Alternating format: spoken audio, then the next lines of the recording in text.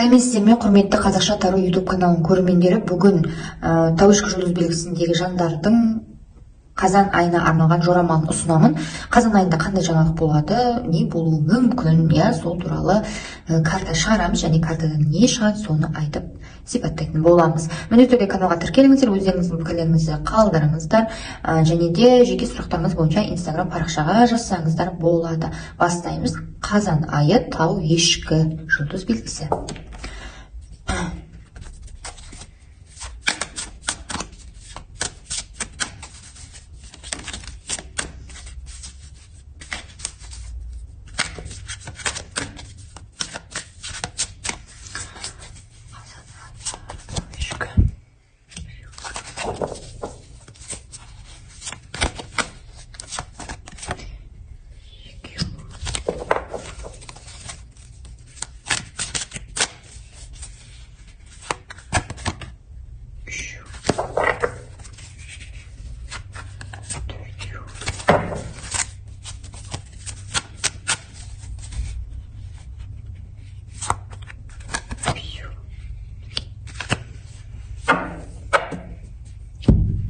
Ал бастаймыз.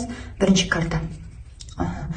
Жалпы бірінші карта бойынша айтатыным өте жақсы карта. Ең бастысы жақсылықты білдіреді. Ерекшелігі бар, өзінің жалпы сондай бір өзінің пікірі бар, өзінің қалауын білетін және қалауынан қайтпайтын, өзінің ойынан қайтпайтын мінез, яғни характері бар адамды білдіреді. Бұл адам сіз өзіңіз, или болмаса сіздің өміріңіздегі белгілі бір тұлға. Ол тұлға сондай бір адамға мотивация бере ма, мүмкін да, или өзінің бір сондай бір мінезі бар ма, от секілді ше, или болмаса сіз сөйтіп бір жарқырап жүресіз, шабыттанып па бір нәрседен, или көңіліңіз сондай бір барлығын өзгерткісі келіп, шамалы бір жағдайды жүзеге асырғысы келіп, сондай бір әрекетке талпынып тұратындай жағдайда болуыңыз мүмкін. Дегенмен де бұл бір жағынан жастау жігітті білдіреді, яғни жас жігіт, қызуқанды. Ол жігіт мүмкін сіздің өміріңіздегі белгілі бір адам, сіз ер адам болсаңыз да, әйел адам болсаңыз да, және сол адам сондай бір күрескер, белсенді, жаңағыдай тәуекелге барудан қорықпайтын сондай адам, және де болмаса сізде сондай бір нелер болады, қасиеттер пайда болады бұл айда, және махаббатта, сезімде шамалы өзгерістер болуы мүмкін, және жақсы жаққа қарай қорықпаңыздар, жеке өмірлеріңізде, ал егер жеке өмірде онда еш дүние болмай жатса, онда іске қатысты, немесе өміріңізде белгілі бір адам, сондай бір әсерін тигізеді, сондай жақта болуы мүмкін. Жаңа белестерді бағындыру, тағы не, жаңа мүмкіндіктерді бастау, мүмкіндіктерді ашу, денсаулығыңыз жақсы болады, күш жігеріңізді бойыңызға жинайсыз, және де бір жұмыстарда өзіңіздің қолыңызға алып өзгертуге тырысасыз, бір істі немесе жағдайдың бағытын, бір жұмыстың бағытын. Екінші карта. Енді екінші карта бойынша мен айтатыным, белгілі бір жағдайда сіздің жүрегіңізге қанжар тағатындай жағдай болуы мүмкін, или болмаса сіздің көңіліңіз қалады бір адамдардан, или басқа бір адамдардың тарапынан сатқындықты байқайтын боласыз. Ол сатқындықтың деңгейі, көлемі, әсері әртүрлі жағдайда болуы мүмкін. Яғни бұл сіздің сезіміңізді елемеу, сізге белгілі бір деңгейде опасыздық жасау. Сіздер ойламаңыздар, что опасыздық десе, значит, ол бір менің екінші жартым, немесе сүйікті адамым, жаңағыдай маған сатқындық жасайды екен. Жоқ, ол деген бір коллегаларыңыз, әріптестеріңіздің тарапынан да, досыңыздың тарапынан да, или болмаса жақындарыңыздың тарапынан да бір белгілі бір көңіл қалдырушылық, сатқындық, яғни сіз ол адамнан ондай дүниені күткен жоқсыз, бірақ сондай бір жағдайға келтіріп, сізді бір крайний, яғни қиын жағдайға қалдыруы мүмкін. Және де жүрек денсаулыққа келетін болсақ, жүрегіңіз де ауыруы мүмкін. Сондықтан өте байқап жүріңіз. Және көңіл күйіңізді түсірудің және күйзеліске түсе берудің қажеті жоқ, потому что ол сіз күйзеліске түскеннен ешқандай да ешкімнің ештеңесі кетпейді, түсінесіз ба? Кейбір адамдар тіпті содан жаңағы рахат алуы мүмкін да. Ал сіз если күйзеліске түсетін болсаңыз, онда сіз сол көре алмайтын адамдарды қуанышқа бөлесіз. Лучше сіз адамдарға, жаман адамдарға мән бермеңіз, өтеді кетеді, бірақ енді көбісі мүмкін қызғаныштан, көре алмағаннан сондай бір жағдайды сізге қиындатуы мүмкін, но сіз өзіңіздің қандай екеніңізді білесіз, сіз өзіңіздің мүмкіндігіңізді білесіз, сіздің ең басты нақты мақсатыңыз бар, және де тек қана мақсатыңызды ойлаңыз, басқа майда шүйда дүниелерге, адамдарға мән берудің қажеті жоқ, сөзіне, ісіне деген сияқты, жаныңыз ауыруы мүмкін бір дүниелерде, қобал жууыңыз мүмкін, немесе қобалжытатын бір жаңалық келуі мүмкін да, сондай сияқты болуы мүмкін. Енді үшінші жақтан сатқындық та болуы мүмкін, яғни сізде орталарыңызға екі адам ортасына үшінші адамның қосылуы. Ол махаббатта или болмаса сіз жақын араласатын адамыңыз сізге бір түрлі болып дұрыс емес қарап соғып қалады. Себебі үшінші адам мүмкін сізді жамандап жүр ма, сондай сияқты да болуы мүмкін. Келесі карта. Енді қараңыз, былайша сізде айдың ортасына қарай белгілі бір қобалжулар болуы мүмкін, но айдың бір аяғына қарай ма, сізде вообще состояние жаман болмайды, уайымдамаңыз, көңіліңіз тоқ, көйлегіңіз көк дегендей, енді лайым солай болсын. Және де бұл карталар жалпы, бұл карта, үшінші карта деп айтайын, үшінші карта негізі жақсылықты білдіреді. Адамның көңілінің бір әдемі жағдайда болуы, көтеріңкі болуы, ақшасының болуы, жағдайдың сіздің ойлағаныңыздай болуы, или болмаса бір армандарыңыз орындалады. Көптен бері қалап жүрген дүниеңізге қол жеткізесіз ба, немесе қалап жүрген адамыңызбен кездесесіз ба, или жұмысқа тұрасыз ба, бір жерге қыдырғыңыз келіп жүрген болса қыдырасыз ба, вот сондай сияқты жағдай болады. Немесе бір адам сізге қарамай жүрсе, соны қаратып аласыз. Енді әркімдер түрлі ғой. Дегенмен де сондай бір белгілі бір жағдайлар болуы мүмкін. Барлығында ақшада да, басқада да көп болады, жақсы болады, жеткілікті түрде болады көп жағдайда. Енді ары қарата ол уже енді қараңыз, мүмкін біреулеріңіз ақша келеді да, енді если ол ақша кетіп қалады, значит сіз өзіңіз контролировать ете алмайсыз ақшаны, бірақ ақша сізге келіп тұр. Ал кейбіреулер негізі таушқа жұлдыз белгісінде өте ақшаны барлығын ойлап, мынандай жоспармен жұмсайтын адамдар, жайдан жай қоса бермейді. Вот кез келген нәрседе сондай адамдар. Кейде ол қасиеті мүмкін өзіне зиян болуы мүмкін. Көп жағдайда стресске түсіреді, но хотя сондайсыздар. Бір жағынан ол өте жақсы қасиет.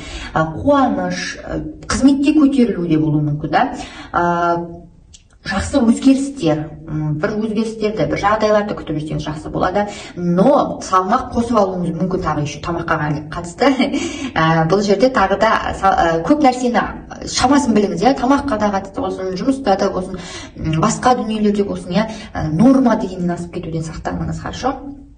Және де бір нәрседен рахат аласыз ба, білмеймін, күшті боласыз, жақсы жаңалық келеді, уайымдамаңыз, барлығы жақсы болады. Отбасыңызда да, жұмысыңызда да бәрі қалыпты, тіпті бір үлкен өзгеріс болмаған күннің өзінде де қалыптылықты сақтап тұр. Келесі. Енді қараңыз, бұл карта бойынша адамның бір дүниелерді тығырыққа тірелу, Енді бұл картада мен айтатыным сізге ай жалпы, вообще жалпы көріп келе жатырмын, енді уже бірінші, төртінші карта шығарып жатырмын. Бұл айда сізде өміріңіз бірдей болмайды, как будто сіз бір андай кетіріп отыр асфальттың үстінде жатқандай боласыз.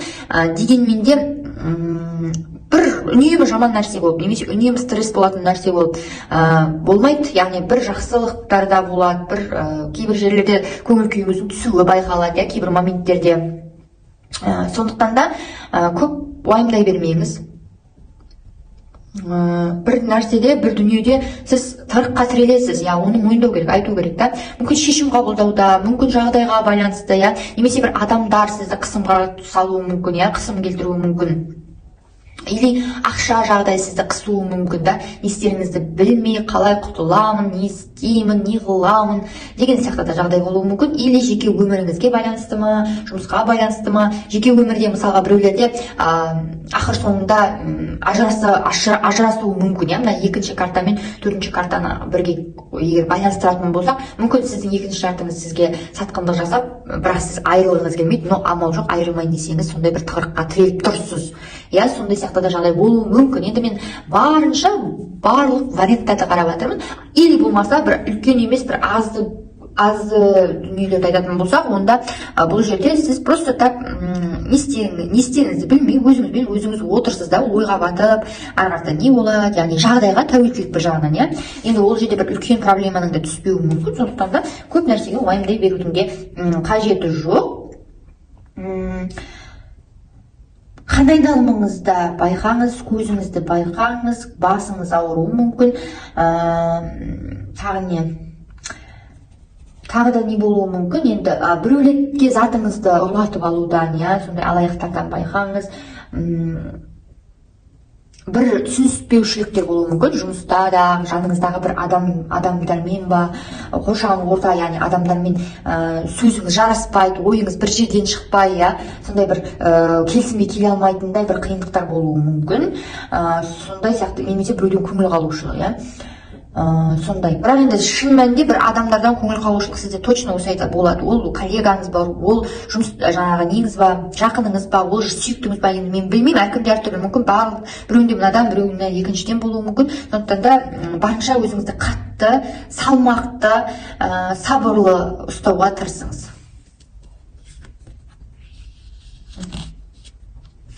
Хотя сіз уайымдамаңыз, бұл карта, 5-ші карта өте жақсы. Не себепті жақсы деп айтам? Себебі бұл жерде әйел, әйел нақты өзіне не керек екенін біледі.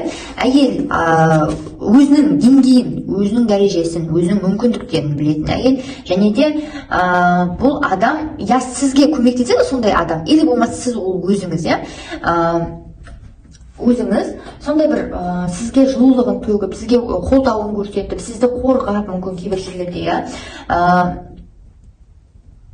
сізге деген бір жылулық сондай беруі мүмкін. Дегенмен де, или болмаса сіз біреуге сондай қамқорлық көрсетесіз, бірақ енді жаман емес. Вообще, по идее, бір аса ерекшеліктер болады деп айта алмаймын айда, Кейбір деңгейлерде, кейбір дәрежеде бір скучный болуы мүмкін, бір қызығушылық, бір нәрсе басылайын деп келе жатқан сияқты болады да, қайтадан болмай қала ма, білмеймін енді. Бір идеальный, жаман емес, хотя жаман емес, но сіздің бір нәрсе көңіл күйіңізді көтермей тұр, мен түсінбедім не екенін, қанша жақсы болып айналадағы жағдай ондай бір депрессияға түсетіндей болмаса, сіздің көңіл күйіңіз жоқ, әлде тым қатты неғып кеттіңіз ба, жаңағыдай нет, өзіңіз бір көп ойланатын, бұрынғы ойланғаныңыз аздай енді көп ойланатын болып кеттіңіз ба, сондай сияқты болады. Сіздің өміріңізде бұл айда бір ер адам болады, точно ер адам болады, сол ер адам или пайда болады, или бұрыннан бар адам, сол адам сіздің көңіл күйіңіз сол адамға байланысты болуы да мүмкін. Және ол адам өте ақылды тоқтатқан адам, мүмкін сіздің жақын адамыңыз, кеңес атаңыз, сол адам көмек беріп, кеңес береді, қолдауын көрсетеді, махаббатына бөлейді, ал или болмаса сіздің сүйіктіңіз деген сияқты адам болуы мүмкін. Но дегенмен ол жас адам емес, ең бастысы сізден жас емес, үлкендеу, үлкендеу. Вот міне сіздердің жорамалдарыңыз осындай. Енді қазан айын барынша сабырлықпен керемет көңіл күйде өткізуге тырысыңыздар. Главное, ақшаңыз бар. Бір жоқ болып та қалмайсыз, түсініп тұрсыз ғой, жоқта емессіз, бір намели қалмайсыз, түсінесіз ба, қай жағынан болса да. Бірақ сонда да бір нәрсе жетпей тұрда жаныңызға, мен түсінбедім не екен. Сондай бір ішіңізде пустота ма, ештеңеге мән бергіңіз келмей қалды ма, сондай сияқты бір нәрсе бар, бір но бар, мен түсінбедім. Неге ондай но болып тұрғанда?